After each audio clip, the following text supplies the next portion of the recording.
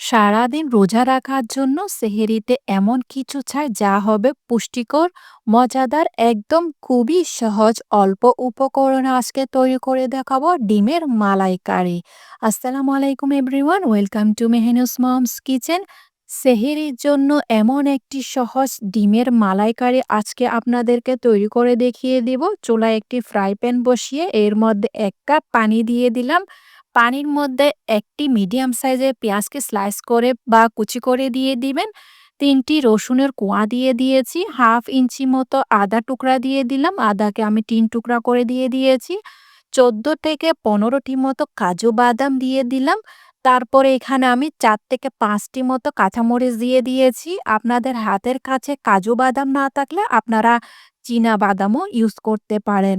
এবার ঢাকনা দিয়ে এটাকে রান্না করব প্রায় ৩ থেকে ৪ মিনিটের মতো একদম চুলা লোতে রেখে। দেখতেই পাচ্ছেন পেঁয়াজের কালারটা চেঞ্জ হয়ে এসেছে, ট্রান্সপারেন্ট হয়ে গিয়েছে।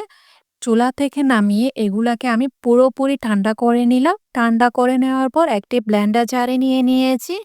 এরপর এগুলাকে একদম স্মুথ পেস্ট তৈরি করে নিয়েছি। দেখতেই পাচ্ছেন কতটা স্মুথ পেস্ট তৈরি করে এটাকে আমি একপাশে রেখে দিলাম। এবার আমি ৫টি সেদ্ধ ডিম নিয়ে নিলাম। সেদ্ধ ডিমগুলাকে মাঝখানে আমি ২ ভাগ করে দিয়েছি। চুলায় একটি ফ্রাই প্যানের মধ্যে 2 টেবিল স্পুন তেল দিয়ে দিলাম। 1/4 টিস্পুন দিয়ে দিয়েছি কাশ্মীরি মরিচের গুঁড়া, 1/4 টিস্পুন দিয়ে দিলাম হলুদ গুঁড়া, 1/4 টিস্পুন দিয়ে দিয়েছি লবণ। হলুদ, মরিচ আর লবণটি দিয়ে দেওয়ার পর তেলের সাথে ভালো করে মিশিয়ে নিতে হবে। এবার সেদ্ধ করে রাখা ডিমগুলা আস্তে আস্তে করে উল্টার দিক দিয়ে আমি দিয়ে দিয়েছি। এবার এগুলাকে তেলের মধ্যে ফ্রাই করে নিতে হবে। আমি উল্টার দিক দিয়ে এগুলাকে ফ্রাই করে নিচ্ছি যেন কুসুমটা নষ্ট না হয়। এভাবে করে আস্তে আস্তে করে ডিমগুলাকে উল্টে পাল্টে সামান্য একটু কালার চলে আসলে এগুলাকে আমি নামিয়ে নিব। এখানে আমি কাশ্মীরি মরিচের গুঁড়াটা ইউজ করেছি কালারটি সুন্দরের জন্য। আপনাদের কাছে কাশ্মীরি মরিচের গুঁড়া না থাকলে লাল মরিচের গুঁড়া ইউজ করে নিবেন। ডিমের দুনো পাশ ভালো করে ভাজা হয়ে গিয়েছে। এগুলাকে আমি একটি প্লেটে উঠিয়ে রাখছি। প্লেটে উঠিয়ে রাখার পর পরবর্তী যে রয়ে গিয়েছে এখানে তেল, এগুলাকে আমি পরে ইউজ করব। এগুলাকে ফেলে দিবেন না। তারপর চুলায় আরেকটি ফ্রাই প্যান বসিয়ে 1/4 কাপ তেল দিয়ে দিয়েছি। তার মধ্যে আমি কিছু আস্ত মসলা ইউজ করেছি। একটি তেজপাতা, ১ চিমটি মতো জিরা, ৩ থেকে ৪টি মতো লবঙ্গ, ২ থেকে ৩টি মতো এলাচ ইউজ করলাম। তারপর এখানে দিয়ে দিলাম সেই পেস্ট করে রাখা পেঁয়াজ, বাদামের পেস্টগুলা। সবগুলা দিয়ে দেওয়ার পর ভালো করে তেলের সাথে ভেজে নিতে হবে। যেহেতু এই পেস্টের মধ্যে আদা, রসুন আর পেঁয়াজ রান্না করা ছিল তাই এগুলার কোনো কাঁচা ভাব নেই। এগুলাকে ভালো করে মিশিয়ে নিলেই হবে। তারপর এর মধ্যে 1/2 টিস্পুন দিয়ে দিলাম আমি লবণ, সেই সাথে 1/4 টিস্পুন সামান্য পরিমাণ দিয়ে দিয়েছি হলুদ গুঁড়া, 1/2 টিস্পুন দিয়ে দিয়েছি জিরা গুঁড়া, 1/2 টিস্পুন দিয়ে দিলাম ধনে গুঁড়া, 1/2 টিস্পুন দিয়ে দিয়েছি গরম মসলার গুঁড়া।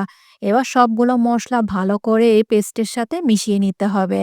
সবগুলো মসলা যখন মিশে গিয়েছে, তেল উপরে ভেসে এসেছে, তখন এই পর্যায়ে চুলা বন্ধ করে দিবেন। চুলা বন্ধ থাকায় অবস্থায় এখানে আমি নিয়ে নিলাম 1/4 কাপ টক দই।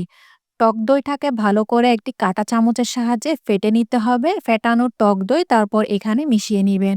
গরম অবস্থায় টক দইটা পড়লে টক দই ফেটে যাওয়ার সম্ভাবনা থাকে। এবার চুলা জ্বালিয়ে দিয়েছি। 1/2 কাপের মতো আমি এখানে পানি দিয়ে দিলাম।